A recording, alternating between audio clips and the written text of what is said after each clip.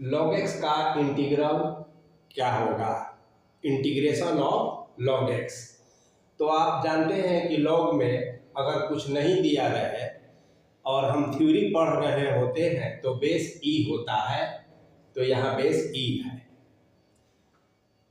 तो देखिए हम इसमें जो है अपने से x टू दी पावर 0 एक जोड़ दिए क्योंकि 1 होता है, कोई फर्क नहीं पड़ा। और बाई पार्ट्स का रूल आप जानते हैं, product of two function u into v dx।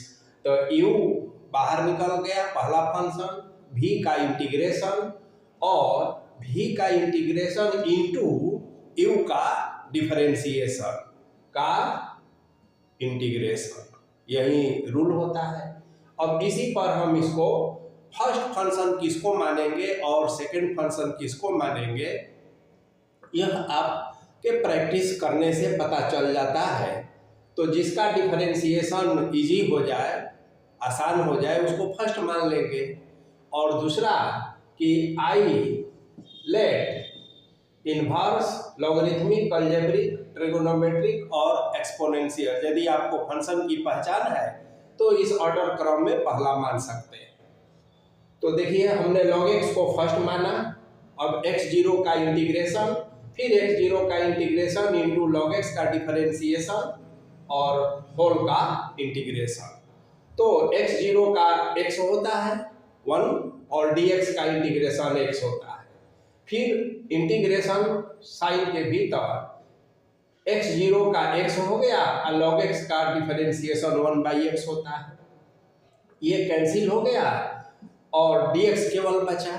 तो dx का इंटीग्रेशन फिर x होता है, ये माइनस रह गया और x log x जो का त्यो हमने लिख दिया और plus c constant of integration, indefinite integration में ये तो जोड़ना ही जोड़ना होता है।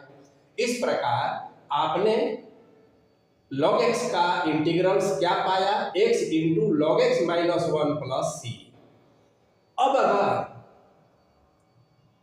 बेस e के जगह पर बेस 10 दिया रहे तो क्या करेंगे, तो पहले चेंज ऑफ बेस करेंगे और इसको e में कन्वर्ट कर लेंगे।